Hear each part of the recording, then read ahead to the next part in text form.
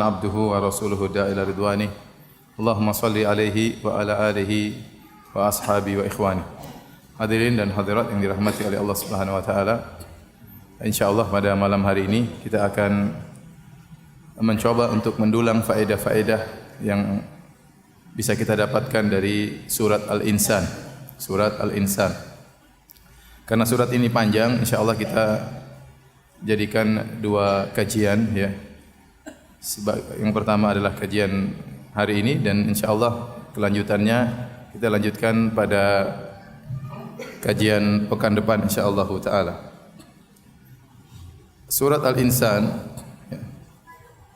adalah surat yang sering dibaca oleh Nabi setiap hari Jumat ya, sebagaimana dalam hadis Abu Hurairah anna Rasulullah sallallahu alaihi wasallam kana yaqra'u fi salati subh yaumal jum'ati alif lam mim tanzil as-sajdah wa hal ata 'alal insan. Kata Abu Hurairah adalah Nabi sallallahu alaihi wasallam kana artinya sering. Kana itu menunjukkan di antara maknanya adalah sering membaca setiap Jumat pagi salat subuh dua surat. Alif lam mim tanzil as-sajdah ya, alif lam mim sajdah, yang kedua adalah surat Al-Insan atau surat hal ata 'alal insan. Ini menunjukkan setiap pekan Nabi sallallahu alaihi wasallam memang bermaksud mengingatkan para sahabat untuk mendengar surat ini, hal ata 'alal insan. Ini menunjukkan pentingnya surat ini dan dibaca setiap pekan. Apalagi di hari Jumat, di hari raya pekan bagi kaum muslimin, kemudian di salat subuh ya. Hadirin dan hadirat yang dirahmati Allah Subhanahu wa taala. Kenapa? Karena surat Al-Insan berbicara tentang hakikat seorang manusia. Al-insan artinya manusia. Hakikat seorang manusia, dari mana dia berasal, kemudian mengingatkan bahwasanya dia diciptakan untuk diuji oleh Allah Subhanahu wa taala di dunia ini. Kemudian menjelaskan tentang kesudahan manusia cuma dua. Ya, imma syakiran wa imma kafura. Apakah bersyukur ataukah kufur? Setelah itu Allah sebutkan bagaimana balasan bagi orang-orang yang bersyukur dan bagaimana balasan bagi orang-orang yang kufur. Sehingga setiap pekan kita diingatkan hakikat kita sebagai manusia, apa tugas kita di atas muka bumi ini untuk diuji dan bagaimana kesudahan hasil ujian tersebut, ada yang gagal, ada yang berhasil. Sehingga kita selalu berusaha untuk perbaiki diri kita agar kita bisa menuju pada orang-orang yang berhasil dalam ujian tersebut. Inilah wallahu alam di antara rahasianya kenapa surat Al-Insan dibaca setiap pekan di salat subuh oleh Nabi sallallahu alaihi wasallam pada waktu hari Jumat. Adapun nama surat Al-Insan maka disebutkan ada sekitar 5 nama. Di antaranya surat Hal Ata 'alal Insan. Dan inilah yang dikenal oleh para sahabat seperti dalam hadis Abu Hurairah anna Rasulullah sallallahu alaihi wasallam kana yaqra ya fi salati subh yaumal jum'ah alif lam mim tanzil as-sajdah wa hal ata 'alal insan. Wa hal ata 'alal insan. Nabi SAW baca surat Alif Lam Sajdah dan surat Hal Ata 'alal Insan. Berarti dikenal di zaman sahabat dengan nama surat ini, Hal Ata 'alal Insan, dan ini karena di awal surat adalah ayat ini, Hal Ata 'alal insani hainun minad dahri lam yakun syai'an madhkura. Kemudian juga dikenal dengan nama surat Hal Ata. Hal Ata, ya, Hal Ata. Kemudian juga dikenal dengan nama surat Ad-Dahr. Karena dalam ayat ini Allah mengatakan Hal Ata 'alal insani hainun minad dahri. Ya, bukankah telah datang kepada manusia suatu zaman minad dahri, dari suatu zaman. Dahar artinya masa. Ya. Kemudian juga namanya adalah Al-Amsyaj. Ya. Amsyajin, karena kata atau lafal amsyaj ini tidak terdapat dalam surat-surat yang lain kecuali surat Al-Insan. Dan biasa di antara penamaan surat dicari lafal yang istimewa, yang orang begitu dengar lafal tersebut maka mengingat surat tersebut. Maka dicari lafal apa? Amsyaj. Amsyaj artinya campuran. Surat Al-Amsyaj. Kemudian juga disebut dengan surat Al-Abrar ya, karena dalam Al-Qur'an dalam surat ini juga disebut innal abrara yashrabun. Al-Abrar ya, tetapi Al-Abrar sering disebutkan dalam surat-surat yang lain. Intinya inilah di antara nama-nama surat Al-Insan ya. Yang di antaranya juga surat Al-Insan ya. Jadi berapa nama? Hal Ata 'alal Insan, surat Hal Ata, surat Ad-Dahr, surat apa tadi? Al-Amsyaj, surat Al-Abrar, surat Al-Insan. Ada sekitar 6 namanya. Taib. Surat Al-Insan ya diperselisihkan oleh para ulama apakah dia surat Makkiyah atau surat Madaniyah. Ada 3 pendapat. Sebenarnya mengatakan dari awal sampai akhir surat Makkiyah. Pendapat kedua dari awal sampai akhir surat Madaniyah, yaitu seluruh ayatnya Madaniyah. Sebagaimana sering kita sampaikan, Makkiyah yaitu turun sebelum Nabi berhijrah. Madaniyah turun setelah Nabi berhijrah. Tentu nuansa ayat-ayatnya berbeda antara Makkiyah dan Madaniyah. Kemudian sebagian ulama mengatakan suratnya seluruhnya Makkiyah kecuali 1 ayat. Yaitu wa yut'imuna at'ama ala hubbihi miskinan wa yatiman wa asira. Yang artinya mereka orang-orang saleh tersebut mereka memberi makan ya kepada miskin, yatim dan asir. Asir artinya adalah tawanan. Ada tawanan. Inilah ayat yang menjadikan sebagian ulama memandang bahwasanya dalam surat Al-Insan ada ayat Madaniyah atau seluruhnya Madaniyah. Kenapa? Karena tawanan tidak terjadi kecuali setelah Nabi di Madinah. Waktu Nabi SAW masih berdakwah di Mekah, Nabi tidak punya tawanan. Bahkan Nabi diusir, bahkan Nabi disiksa, para sahabat disiksa. Dakwanya dihalang-halangi, bagaimana mau bisa punya tawanan? Oleh karenanya kata wa yut'imuna at'ama ala hubbihi miskinan wa yatiman wa asira, dan mereka ciri-ciri orang saleh adalah memberi makan kepada fakir miskin, kepada anak yatim, kepada tawanan, menunjukkan bahwasanya ayat ini adalah ayat Madaniyah, turun di kota Madinah. Tetapi dibantah oleh sebagian ulama, dan yang ini pendapat yang lebih kuat bahwasanya seluruhnya adalah Makkiyah. Dari awal sampai akhir adalah Makkiyah. Kenapa? Karena nuansanya nuansa ayat-ayat Makkiyah tentang hari kiamat ya, tentang orang-orang yang mendustakan akhirat ya, tentang penciptaan. Ini semua nuansa ayat-ayat Makkiyah sebagaimana yang sudah kita bahas dalam surat-surat Juz Ammah. Isinya seperti itu ya. Mengingatkan tentang hari akhirat. Ini rata-rata adalah ayat Makkiyah. Adapun ayat penyebutan miskinan wa yatiman wa asira tentang tawanan, maka tidak menunjukkan bahwasanya itu harus di Madinah, karena orang-orang Arab dahulu juga mereka sering menawan. Terjadi pertikaian di antara mereka, peperangan di antara kabilah sehingga ada yang ditawan. Dan itu sudah dari dulu. Maka tidak harus maksudnya adalah setelah peperangan antara Islam dengan kafir. Ya, bisa jadi mereka punya tawanan atau tawanan tersebut ada yang mengartikan artinya budak-budak, karena budak-budak artinya tawanan. Ya. Ya. Ada yang mengatakan bahwasanya asirat di situ adalah istri.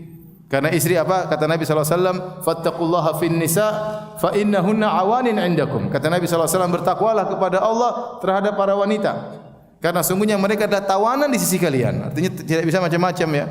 Mereka ditawan di rumah, maka seorang harus memberikan makanan yang terbaik bagi istrinya. Ini sebagian tafsir terhadap kata asir, tawanan. Sehingga wallahu alam bisawab, yang benar seluruh ayat dari awal sampai akhir adalah Makkiyah. Adalah ayat apa? Makkiyah. Baik. Kita masuk pada awal surat. Kata Allah Subhanahu wa taala,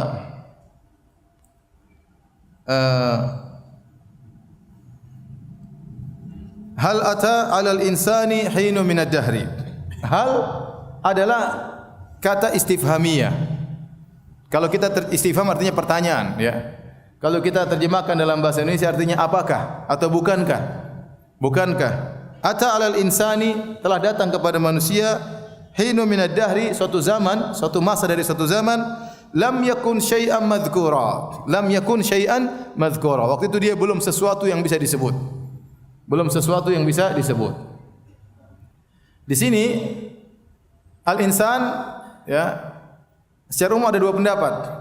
Pendapat pertama, al-insan sini alif lamnya adalah alif lam al-ahdiyah.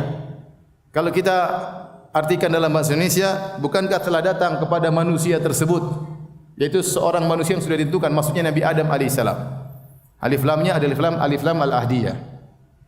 Dalam bahasa Arab disebut dengan alif lam al-ahdiyah. Maksudnya antum tidak tahu bahasa Arab, jadi saya bingung juga nyampaikannya. Kemudian pendapat yang kedua, alif lam namanya alif lam lil istighraq, artinya memberikan keumuman. Kalau kita artikan hal ata 'alal insan artinya bukankah telah datang kepada seluruh manusia. Seperti alif lam dalam firman Allah, wal 'asr innal insana lafi khusr. Artinya apa? Demi masa. Bukan artinya sesungguhnya manusia tersebut dalam kerugian. Kalau manusia tersebut satu orang, Tetapi arti dalam surat ini wal asr innal insana, sungguhnya seluruh manusia. Al seakan-akan maknanya kulla insan, seluruh manusia dalam kerugian kecuali yang begini. Alladzina amanu wa amilus solihat dan seterusnya.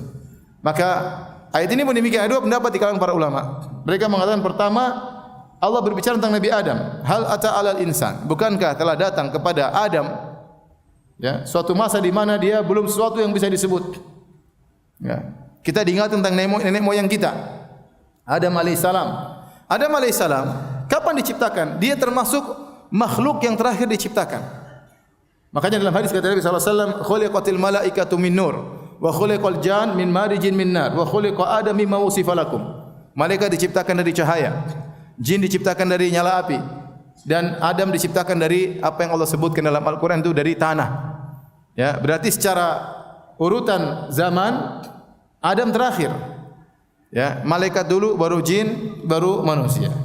Bahkan kita dapati sebelum Adam diciptakan, Allah sudah ciptakan bumi. Allah sudah ciptakan apa? Langit. Allah sudah menciptakan bumi dan isinya, tumbuh-tumbuhan, hewan-hewan sudah ada. Adam turun ke bumi, semua sudah siap. Jadi secara urutan zaman Adam termasuk makhluk yang terakhir yang Allah ciptakan. Seakan-akan Allah berkata, bukankah telah datang suatu zaman, wahai Adam, wahai manusia, mungkin sudah ada alam semesta sebelum engkau ada. Mungkin jutaan tahun, mungkin miliaran tahun, Allah alam, kita enggak tahu. Dan alam semesta sudah ada, sudah tegak, sudah berjalan tanpa ada manusia. Artinya tanpa ada kalian pun enggak ada masalah dalam alam semesta ini. Kalian dulu tidak ada. Allah ciptakan apa? Belakangan. Allah ciptakan Adam dari tanah, ya. Tanah kemudian diambil, dalam riwayat disebutkan dari bermacam tanah, unsur-unsurnya diambil oleh Allah Subhanahu wa taala. Kemudian Allah menciptakan dari tin itu tanah yang sudah bercampur air, kemudian Allah bentuk. Setelah dibentuk, kemudian dibiarkan dulu tin tersebut menjadi hitam. Setelah agak lama baru kemudian dibentuk menjadi Nabi Adam. Maka Allah mengatakan kal fakhar, seperti tembikar. Tembikar kalau kita buat guci-guci sudah dibentuk dan tembikar tersebut berlubang dalamnya.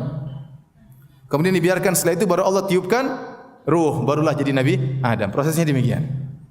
Dari tanah diambil dari berbagai macam tanah di bumi, kemudian dicampurkan dengan air menjadi tin. Setelah itu dibiarkan beberapa lama, kemudian dibuat menjadi semacam tembikar, ya, kal fakhar, ya. Kemudian setelah itu baru ditiupkan ruh.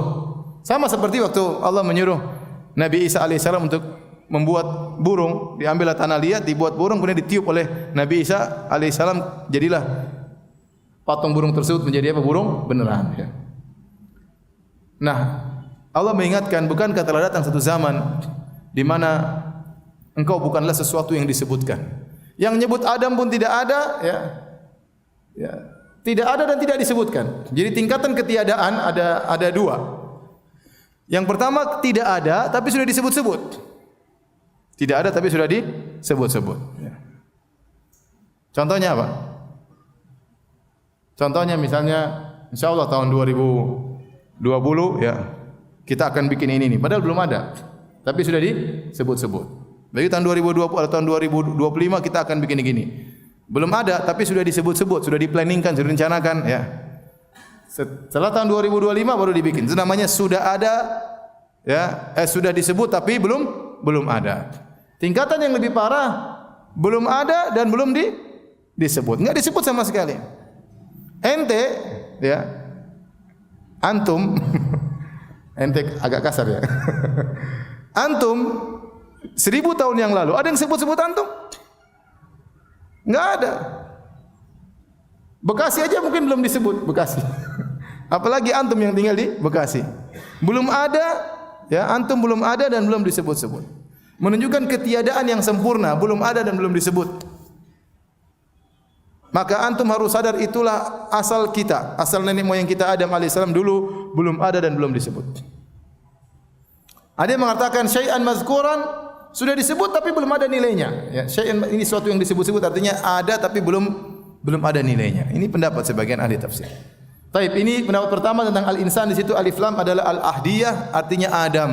Telah datang kepada Adam sebelumnya suatu zaman yang lama yang dia belum merupakan suatu yang disebut. alam semesta ini sudah tegak tanpa adanya Adam, tanpa adanya Adam. Mungkin jutaan tahun, mungkin miliaran tahun, wallahu alam bisawab. Karena Adam adalah termasuk makhluk terakhir yang diciptakan oleh Allah Subhanahu wa taala.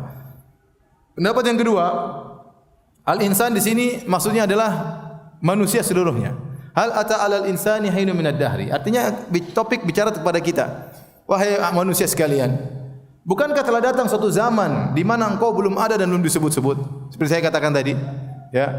Kita ini 1000 tahun yang lalu, enggak 1000 tahun, 100 tahun yang lalu enggak ada yang sebut. 200 tahun yang lalu ada yang sebut, Firanda Andirja enggak ada. Ya. 200 tahun yang lalu bahkan bapak ibu saya belum lahir. Gimana kemudian ada yang sebut-sebut Firanda Andirja? Enggak ada. Belum ada dan belum disebut-sebut. Ya. Kapan mulai disebut-sebut? Tatkala ibu saya mau melahirkan baru mikir, ini anak mau dinamakan siapa? Baru disebut-sebut. Ya. Muncul baru ada. Sekarang sudah begini.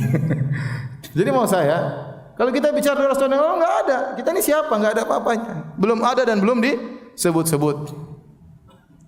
Maka di sini hal ata 'alal insan, hal di sini dia adalah istifham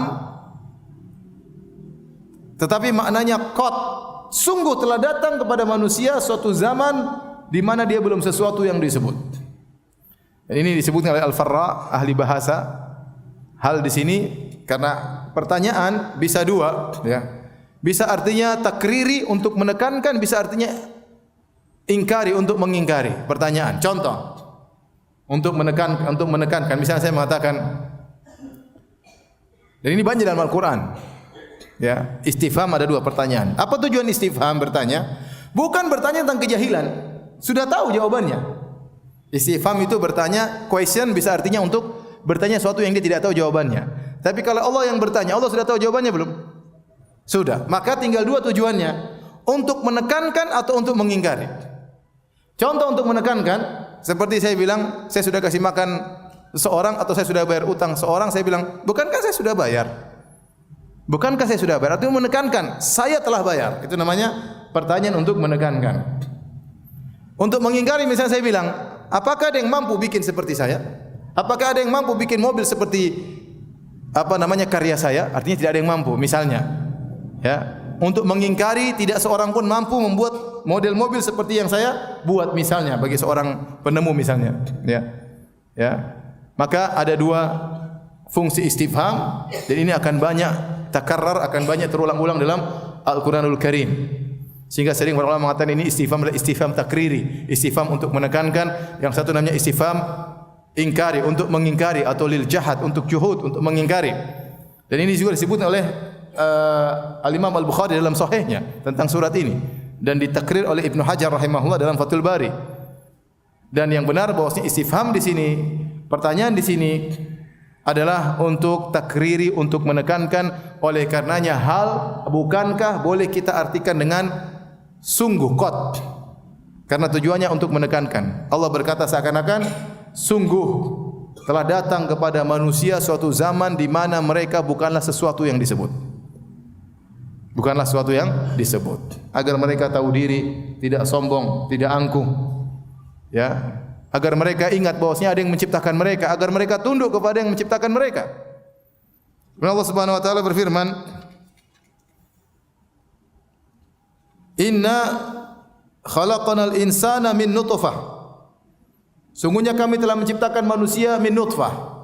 Di sini menguatkan pendapat yang kedua bahwasanya al-insan di situ bukan maksudnya Adam saja, tetapi seluruh apa? Manusia. Karena setelah Allah menciptakan, mengatakan bukankah manusia dulu ada suatu zaman mereka tidak disebut sama sekali. Setelah itu Allah menyebutkan tentang penciptaan mereka dari nutfah, dan kita tahu Adam diciptakan bukan dari nutfah. Adam diciptakan dari apa? Dari tanah tadi, ya. Tanah dari bermacam-macam dikumpulkan oleh Allah dijadikan Adam. Makanya Adam punya anak berwarna-warni juga, ya. Ya, ada yang putih, ada yang hitam, ya. Karena tanah asal penciptaan Adam berwarna bermacam-macam. Ya. Taib. Jadi yang benar pendapat kedua bahwasanya al-insan di sini adalah untuk seluruh manusia. Oleh karenanya topik pembicaraan ini kepada kita semua. Hal ata 'alal insan. Sungguh telah datang kepada kalian wahai manusia. Kalian sudah, kita juga termasuk. Kata Allah, "Inna khalaqnal insana min nutfah." Kami telah menciptakan manusia min nutfah, amsyajin, dari air mani amsyaj. Amsyaj ini secara bahasa artinya khalid, bahasa Arab, artinya tercampur. Apa ini maksud dengan bercampur di sini? Ada khilaf kalau kita kembali kepada perkataan para salaf tentang makna amsyaj. Ya.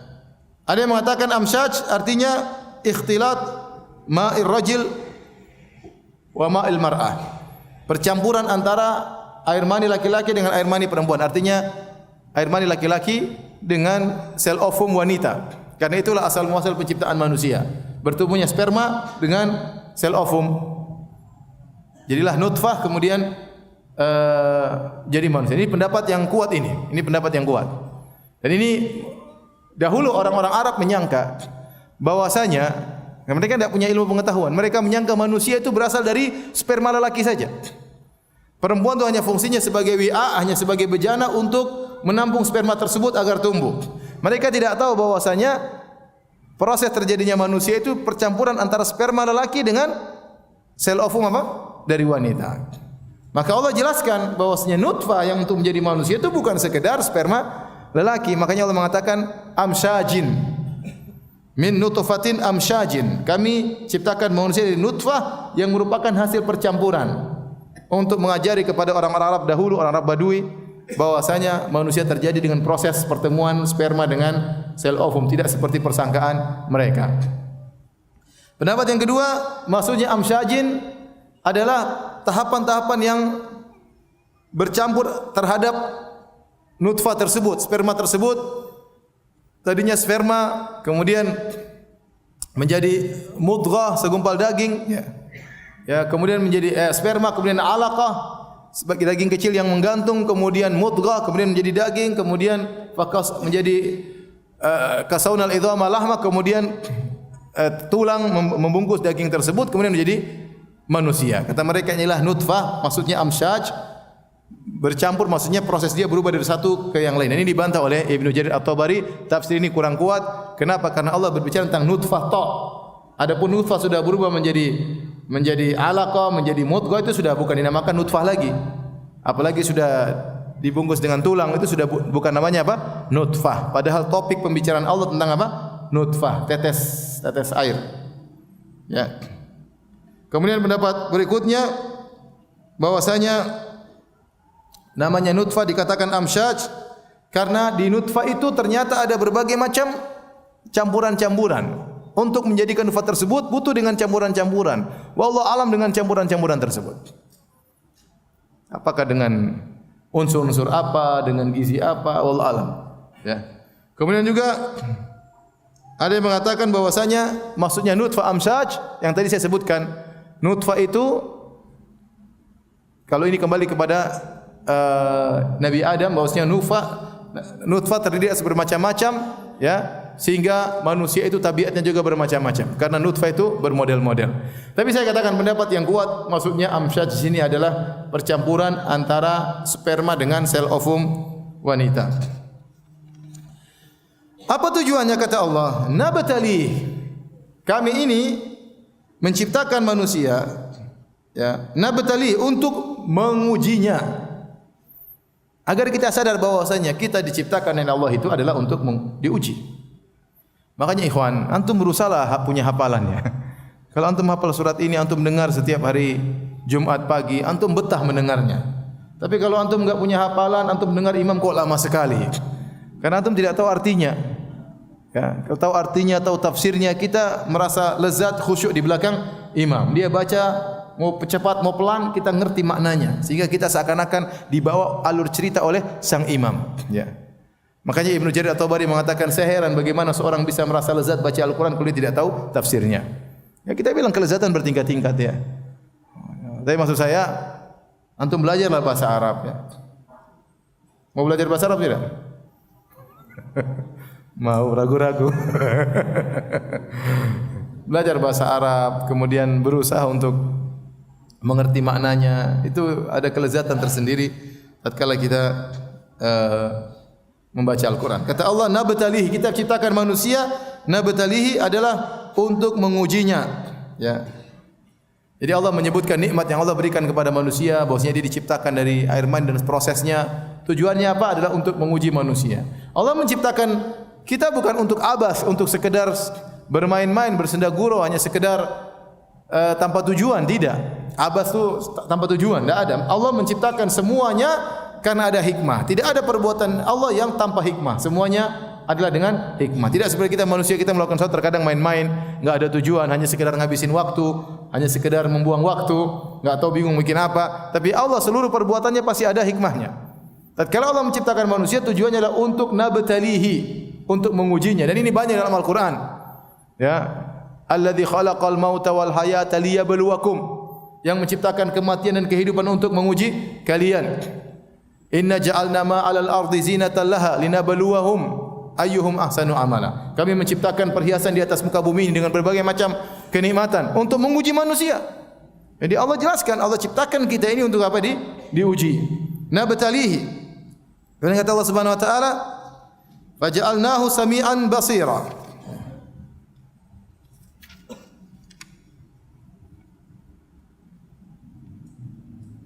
Maka kami jadikan manusia itu sami'an basira, bisa mendengar dan bisa melihat.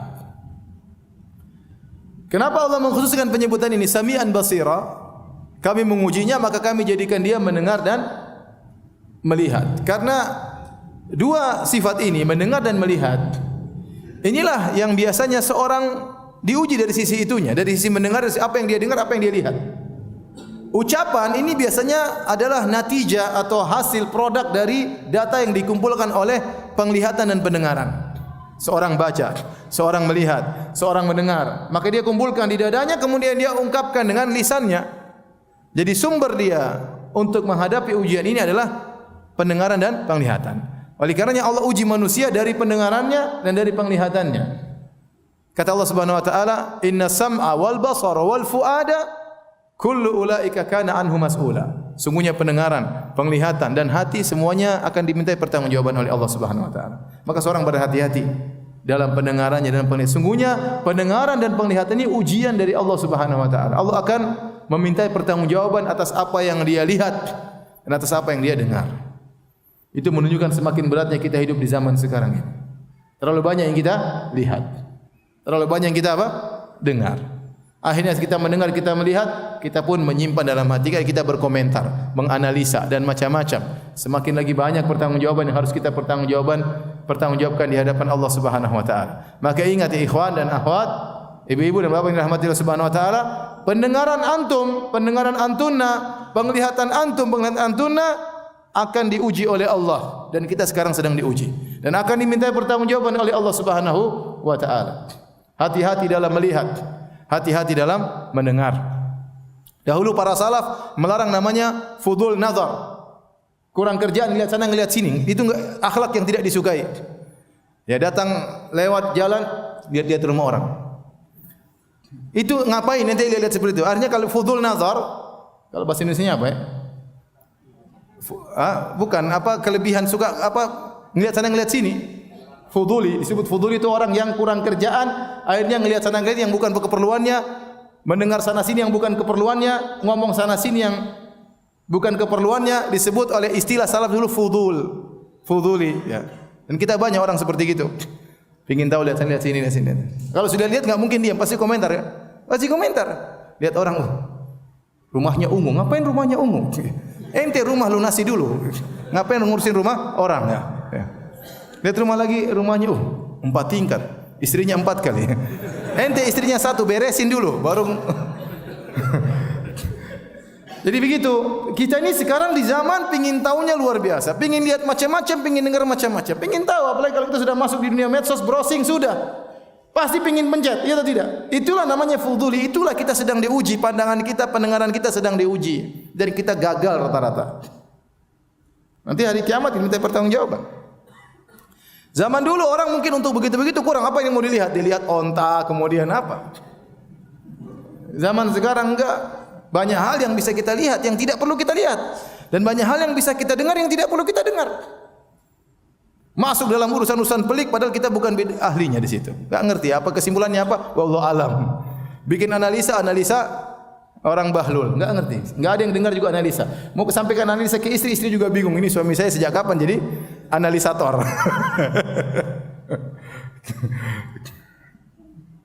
Baik, ini mengingatkan kita. Ini makanya disunahkan kalau kita di Madinah, setiap pekan kita dengar surat ini. Hampir imam-imam itu baca. Surat pertama, rakaat pertama Alif Lam Mim Sajdah, rakaat kedua hal ata 'alal insan. Kalau di Masjid Nabawi hampir bisa dipastikan kalau Syekh Ali Al-Hudzaifi jadi imam, insyaallah dia baca surat 2 ini. Karena ini sunnah. Ya, memang panjang ya, panjang, bacanya panjang. Ya, tetapi kalau kita ngerti kita dapat faedah. Kata Allah Subhanahu wa taala, "Inna hadainahu sabila." Kami beri petunjuk kepada dia jalan. Kami tunjukkan jalan. Jalan kebenaran silakan. Allah tunjukkan jalan-jalan kebenaran. Imma syakira wa imma kafura.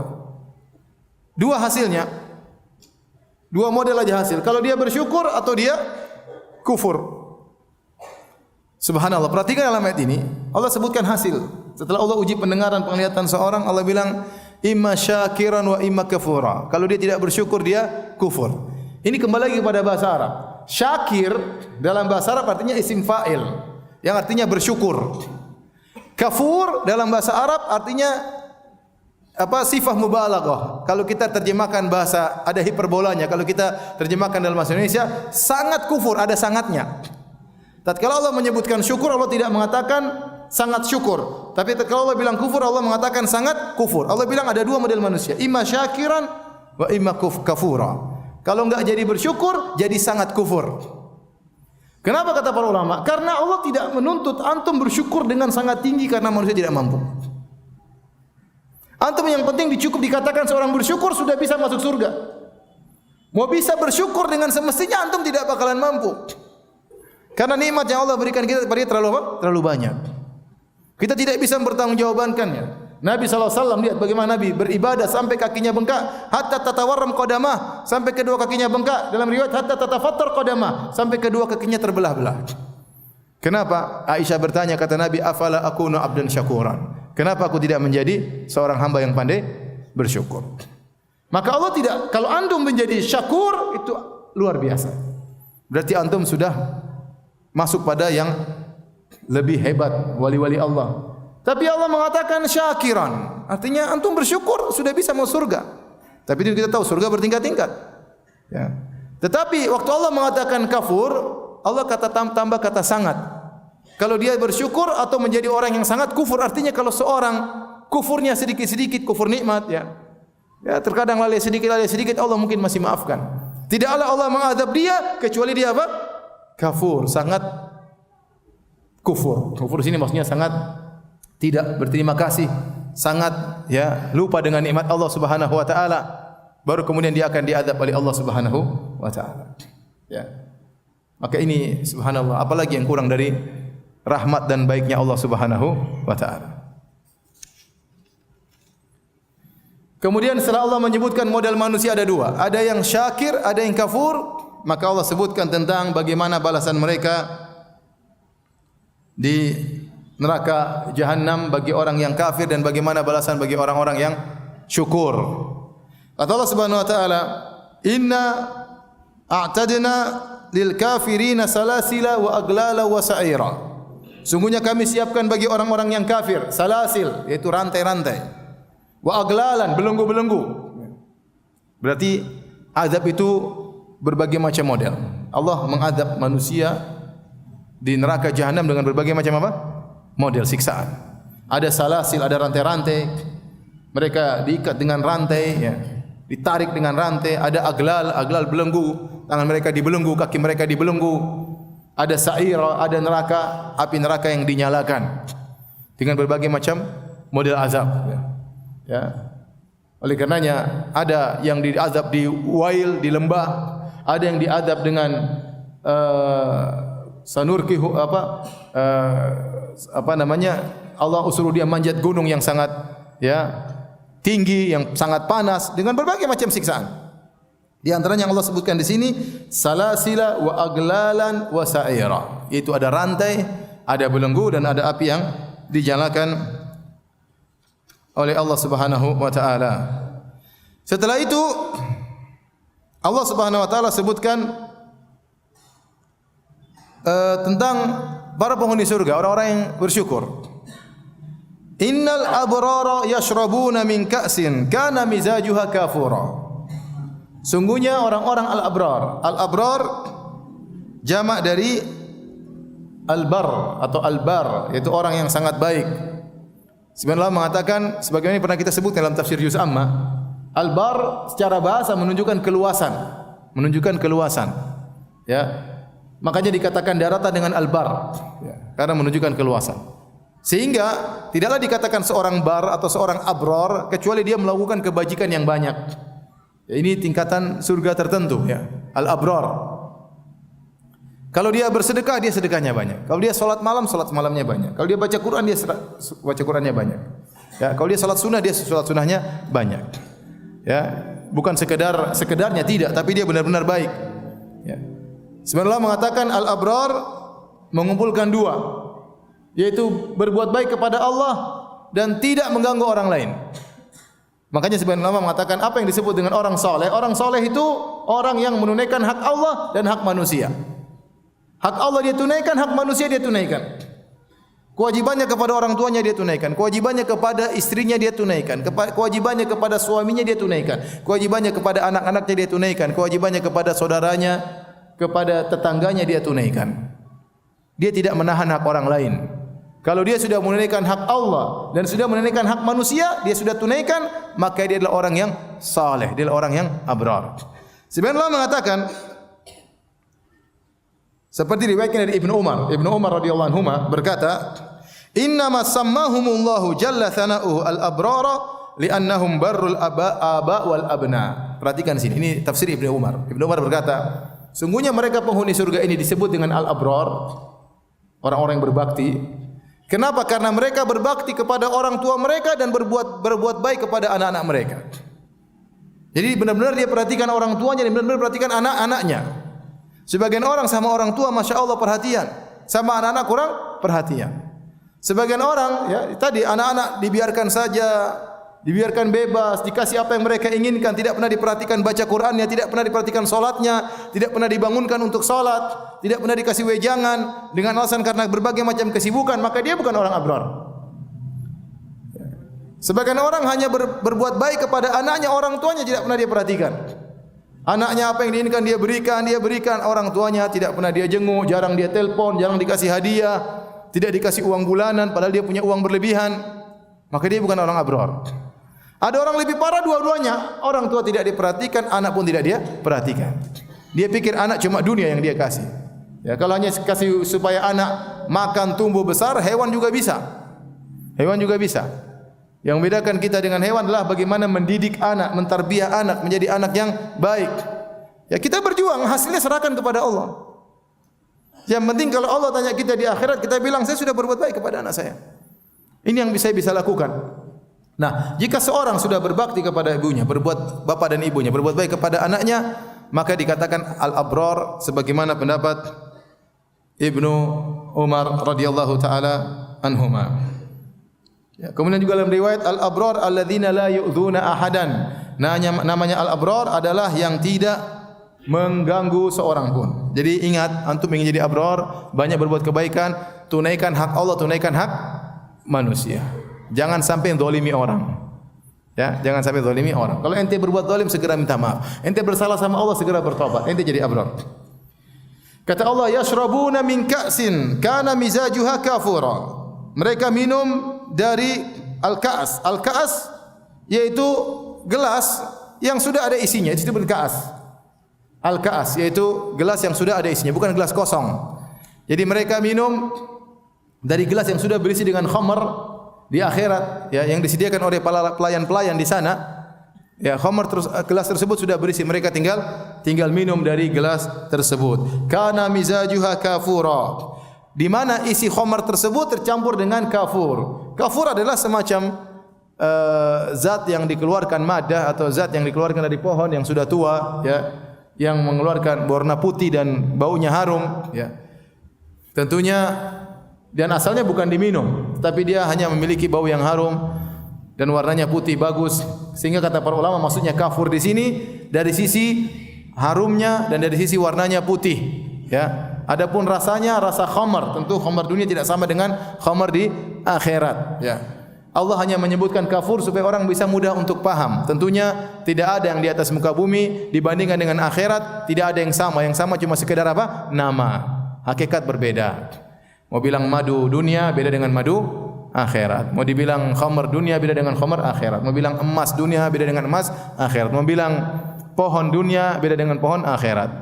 Bayangkan pohon akhirat, kata Allah, kata Nabi, ma min syajarin illa wasaquha min dhahab. Tidak ada satu pohon pun di akhirat di surga kecuali batangnya terbuat dari emas. Ya, tentu sangat beda. Ya.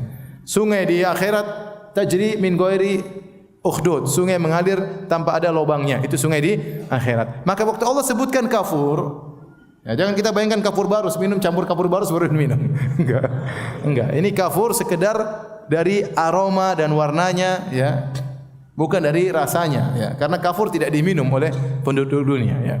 Kafur digunakan kalau ada mayat meninggal pakai kafur. Kata Allah, aina yashrabu biha ibadullah. Mata air, di situ juga ada mata air yang ibadullah yashrabu biha, minum darinya. Ain secara bahasa Arab artinya mata air. Ada namanya sungai mengalir. Ada namanya ain, mata air, ya. Seharusnya kalau secara bahasa yashrab artinya minum.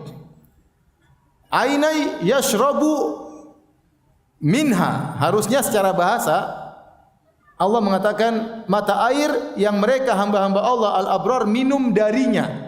Min artinya darinya. Tetapi ternyata Allah menggunakan biha. Biha artinya dengan. Maka susah untuk kita bayangkan maknanya. Mata air yang mereka minum dengannya. Harusnya kan minum darinya, iya atau tidak? Ini namanya ada uslub dalam Al-Quran yang disebut dengan uslub at-tadmin, yaitu ada kata kerja verb yang dimasukkan dalam kata kerja tersebut. Kata kerja di sini maksudnya minum. Tapi seharusnya kalau minum, yaitu minum darinya. Saya minum dari gelas misalnya. Bukan minum dengan gelas. Kalau minum gelas berarti saya bukan minum isinya. Saya bukan mengatakan saya minum dengan air, tapi saya minum dari apa? Air di gelas. Tapi Allah menggunakan biha dengan kata dengan. Kok bisa demikian? Ini bukan penggunaan orang Arab. Orang Arab tidak berbicara dengan seperti ini.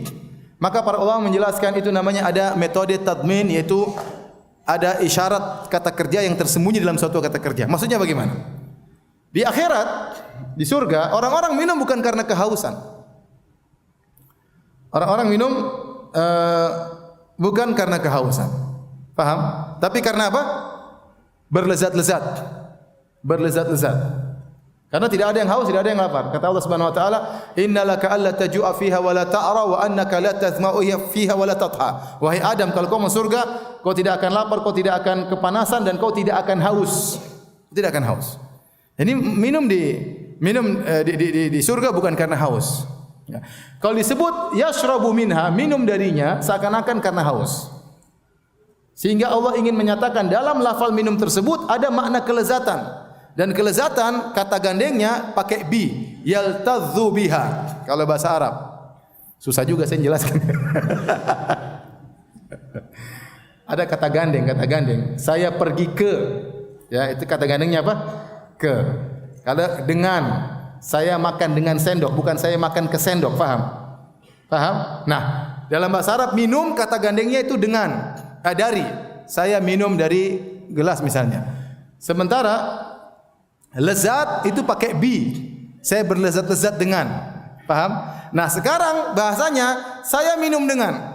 Kata para ulama maksudnya saya minum dari mata air tersebut dengan penuh kelezatan. Dengan penuh kelezatan supaya orang tidak menyangka kalau Allah hanya mengatakan minum dari mata air seakan-akan karena haus. Padahal minum karena kelezatan, maka Allah menggunakan bi. Allah menggunakan, kenapa Allah tidak mengatakan berlezat-lezat dengan mata air? Nanti disangka berlezat-lezat hanya memandang saja. Padahal kelezatan tersebut dengan merasa, dengan dzauq. Paham tidak? Wallahu alam. Ini pembahasan sangat indah dalam ilmu tafsir. Tapi tadi saya berusaha dekatkan dengan bahasa Indonesia. Mudah-mudahan antum mengerti. Kalau antum bahlul bukan salah saya. Baik, kita azan dulu ya. Salat nanti kita lanjutkan. Wallahu taala alam bisawab. Bismillahirrahmanirrahim. Alhamdulillah salatu wassalamu ala Rasulillah wa ala alihi wa sahbihi wala. Kita lanjutkan ya. Allah Subhanahu wa taala menyebutkan aina yashrabu biha ibadullahi, mata air yang keluar yang mereka minum dan berlezat-lezat dari mata air tersebut. Kata Allah, yufajjirunaha tafjira, yang mereka tafjir yaitu mengeluarkan mata air tersebut dengan sebanyak-banyaknya, ya.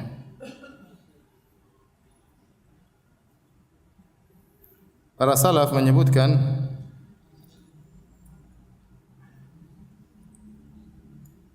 bahwasanya maksudnya yufajjiruna tafjira yaitu mereka ibadullah ketika mereka hendak minum mereka tinggal mengeluarkan air dari mata air, dimanapun mereka berada air mata air bisa keluar.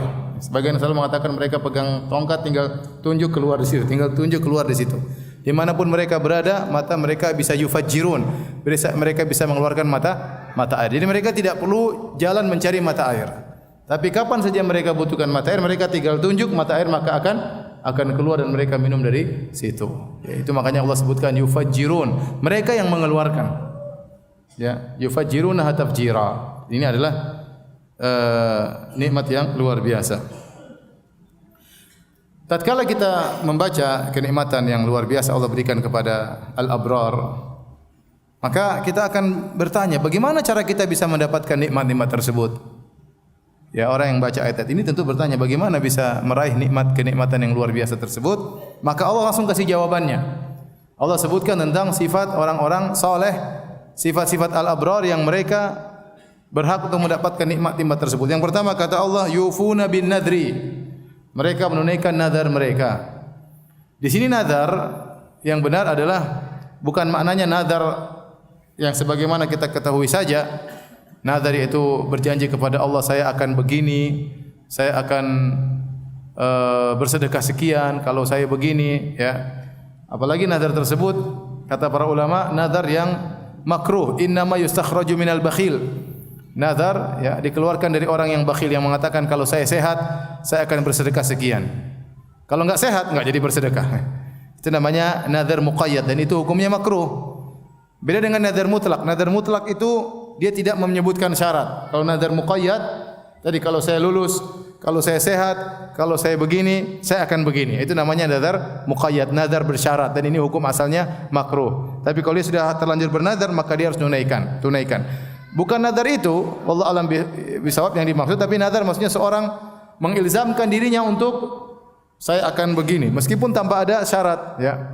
Atau dia maksudnya bernazar menunaikan nazarnya artinya dia benar-benar menjalankan ketaatan kepada Allah. Dia sudah bertekad dalam dirinya saya akan selalu salat 5 waktu di masjid misalnya. Dia bertekad kalau saya punya uang saya akan umrah dan dia tunaikan semuanya. Dia tunaikan semuanya. Oleh karenanya kata para ulama Allah menggunakan kata fi'il mudhari'. Fi'il mudhari' itu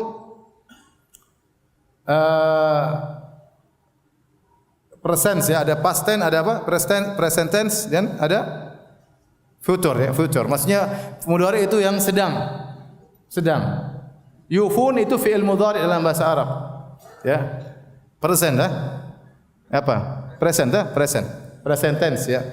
Jadi mengandung present tense dan ada mengandung future, ya, masa depan. Jadi maksudnya yufuna bin nadhr ini Allah tidak mengatakan mereka telah menunaikan nazar. Itu berarti past, kata madhi, fi'il madhi. Tapi Allah menggunakan fi'il mudhari' yang menunjukkan mereka selalu menunaikan nazar mereka. Artinya mereka selalu memperbaharui diri mereka untuk menunaikan ketaatan kepada Allah Subhanahu wa taala. Itu sifat al-abrar. Makanya antum belajar bahasa Arab biar tahu maknanya. Dalam bahasa Arab juga ada past tense, ada present tense, ada future tense, ada. Taib. Wa yakhafuna sama, wa yakhafun yauman kana syarruhu mustatira. Mereka takut suatu hari di mana keburukannya tersebar. Mustatir artinya syarrun mustatir, keburukan yang tersebar. Ini sifat mereka di antara sifat al-abrar adalah mereka takut. Takut dengan hari kiamat yang pada hari tersebut ya syarruhu mustatir. Ya, yauman kana syarruhu mustatira. Yang di mana keburukan di saat itu sangat tersebar ya karena hari hisab, kemudian ya sidang, ya kemudian mizan, kemudian suruh lewat sirat dan banyak keburukan orang tidak bisa menghindar hari tersebut ya apalagi pas terjadi hari kiamatnya. Makanya Allah menamakan hari kiamat dengan at-tammah. At-tammah itu artinya malapetaka yang tersebar tidak seorang pun bisa menghindarinya.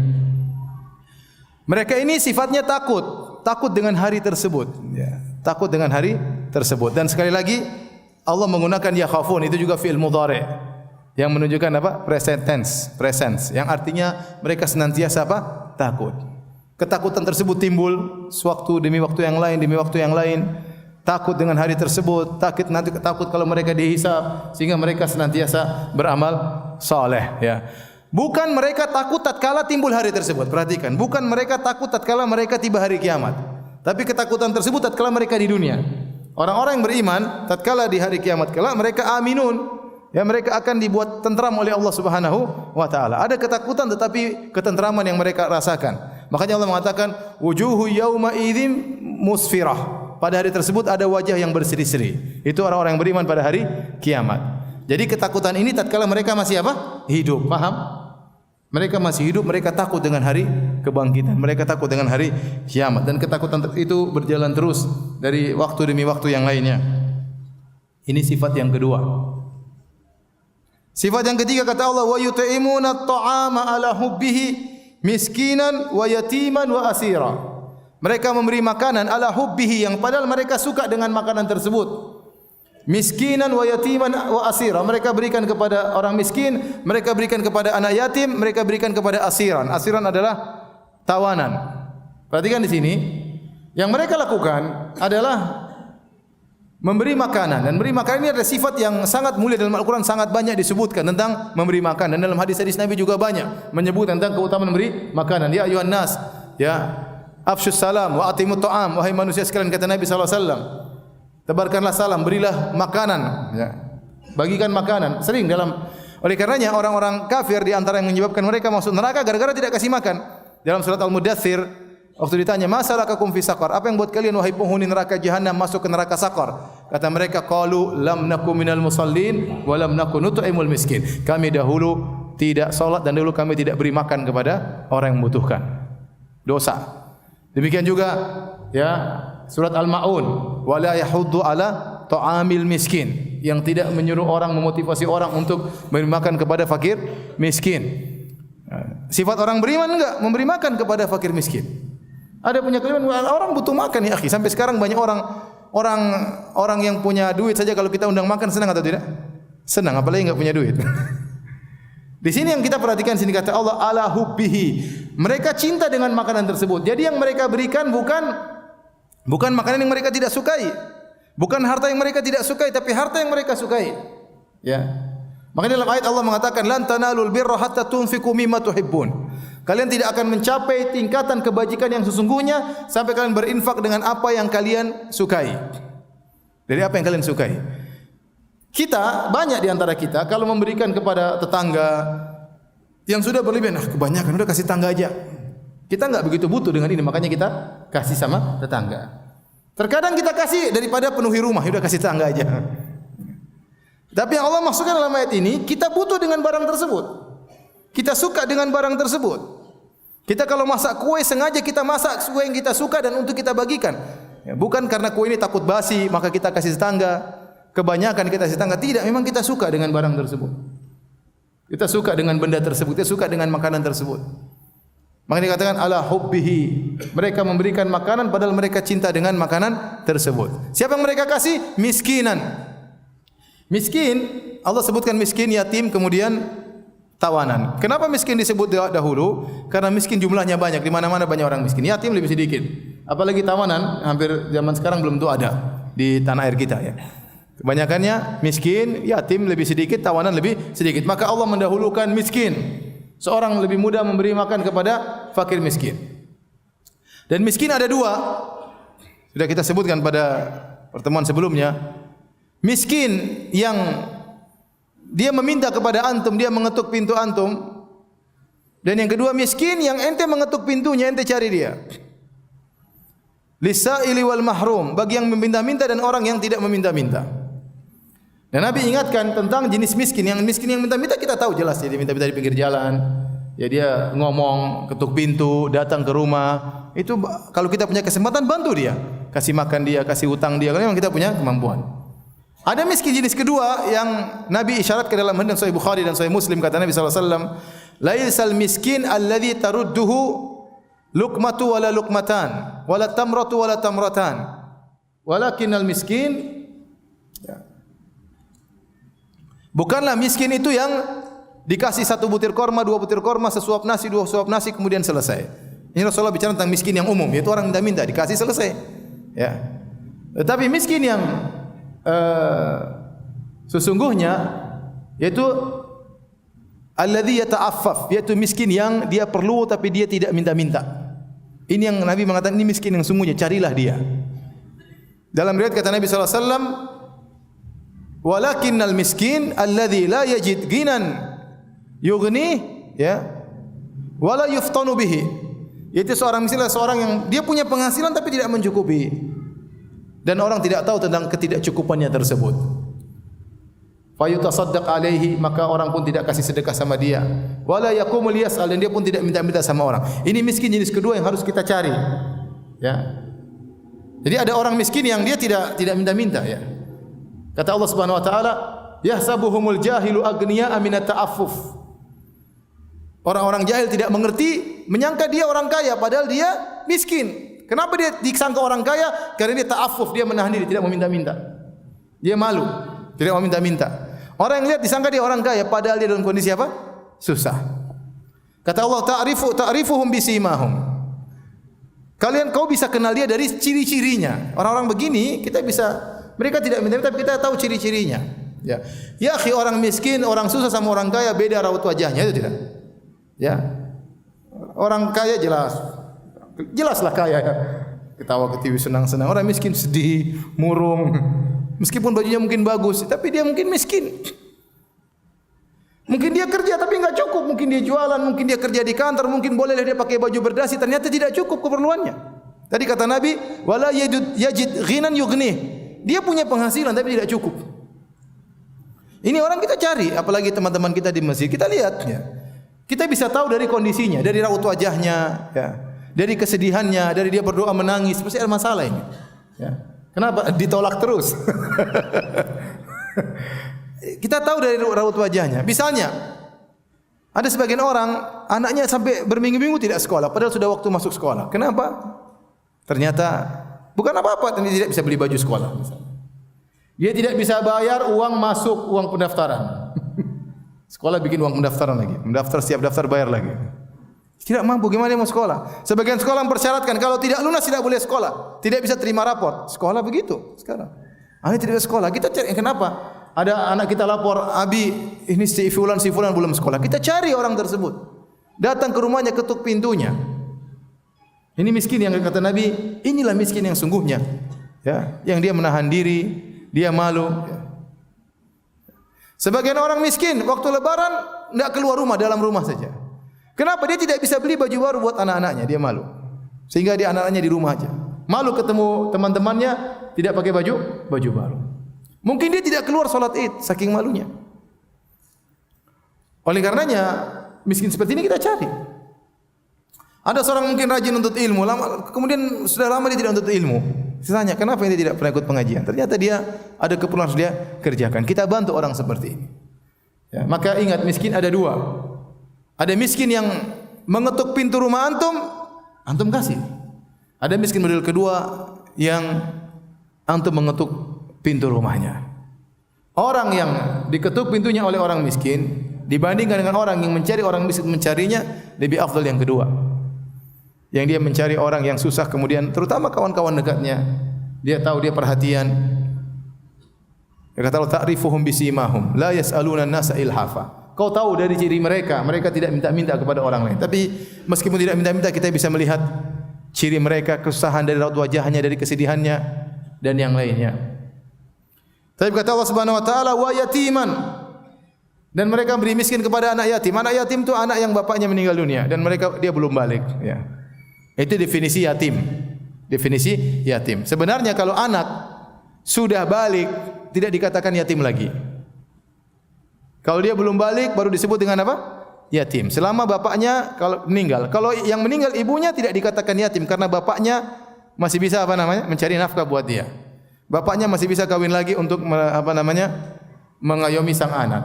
Tapi dikatakan yatim kalau bapaknya meninggal dan dia belum balik. Kalau dia sudah balik, dia bisa kerja. Kalau yang perempuan sudah balik, bisa dinikahi. Ini secara syar'i itu namanya yatim. Tetapi kebanyakan yatim-yatim di tanah air kita atau dimanapun kalau sudah balik berubah menjadi miskin. Paham? Dia mungkin sudah tidak yatim tapi masih apa? Miskin. Sekolah enggak ada yang tanggung, enggak ada yang perhatian sama dia. Maka lanjutkan aja, enggak ada masalah. Apakah dia yatim atau dia miskin, tetap lanjutkan, kita membiayai kehidupannya. Ya. Kemudian kata Allah wa asira. Wa asira artinya orang yang ditawan. Dan ini dalil bahwasanya berbuat baik kepada orang kafir juga dapat pahala. Meskipun disebutkan terakhir. Miskin, yatim apa? Asir. Kenapa? Karena asir kebanyakan tawanan orang kafir biasanya. Biasanya orang kafir, dan ini ijma' ulama bahwasanya orang yang berbuat baik kepada orang kafir dapat pahala jika memang itu mendatangkan apa? Kemaslahatan. Apalagi kalau kita membantu orang muslim. Jadi kalau ada bencana misalnya menimpa orang kafir, kita bantu. Meskipun agama berbeda, enggak ada masalah. Allah menyuruh kita untuk membantu orang kesusahan, muslim ataupun apa? Kafir, ya. Muslim ataupun kafir. Setelah itu, setelah Allah menyebutkan beberapa amalan, Allah berkata, "Innama nut'imukum liwajhillah." Mereka berkata, kata para ulama dalam hati mereka, "Innama nut'imukum liwajhillah." Sungguhnya kami ini beri makan kepada kalian karena Allah. La nuridu minkum jazaan wala syukura. Kami tidak butuh balasan dari kalian dan kami tidak butuh terima kasih dari kalian. Ini adalah yang mereka lakukan ikhlas, karena Allah jelaskan berbuat baik kepada orang yang beri makan kepada orang lain hanya bisa berpahala kalau ikhlas. Innamal a'malu binniyat, amalan tergantung niat. Kalau tidak ikhlas percuma. Maka Allah ingatkan, kalau Anda berbuat baik, muamalah Anda dengan Allah bukan dengan mereka. Maka innama nut'imukum liwajhillah. Kita ini beri makan kepada kalian karena Allah. Allah yang suruh mencari keridhaan Allah. Bukan mengharap balasan dari kamu, bukan mengharapkan apa? Balasan dari kamu dan kata terima kasih. Tadi seperti orang miskin, bukti kita mencari ridha Allah, kita cari dia. Kalau orang bilang, kenapa ente tidak bantu si fulan? Ya, kalau dia perlu kan dia datang sama saya. Kalau dia tidak datang, saya berarti tidak perlu. Jangan begitu. Allah suruh kita cari. Nabi suruh kita cari orang tersebut. Ya, kita tunggu dia merendahkan diri baru kita bantu? Tidak juga. Ada orang yang dia pemalu, dia tidak berani minta. Dia enggak enak. Maka kita yang datang, kita tawarkan bantuan kepadanya. Ya. Ini menunjukkan keikhlasan seseorang. Oleh karena Aisyah radhiyallahu taala anha, kalau dia memberi bantuan kepada orang, dia kirim budak perempuannya kasih. Kemudian dia mengatakan, jangan dulu pergi, tunggu apa yang diucapkan oleh orang tersebut. Apa yang didoakan orang tersebut, Aisyah tidak ingin balasan doa tersebut. Aisyah mendoakan dia supaya doa dia dibalas dengan doa Aisyah, sehingga pahala sedekah tetap Allah ganti di akhirat. Di hadapan Anda punya pilihan, terima kasih dan balasan dari manusia, atau Anda menunggu balasan dari Allah Subhanahu wa taala. Kalau Anda ingin mendapatkan balasan dari Allah, al-abrar yang tadi minum, yang tadi begini, yufajjiruna tafjira, yang dapat nikmat di akhirat, maka jangan berharap dari manusia terima kasih maupun apa? Balasan, balas jasa, enggak perlu. Enggak perlu. Dan itu berat. Tapi itulah sifat orang-orang yang al-abrar, bahwasanya mereka memberi bantuan ikhlas karena Allah Subhanahu wa taala, tidak mengharap jazaan wala syukura. Terima kasih maupun balasannya. Baik, sampai di sini saja kajian kita.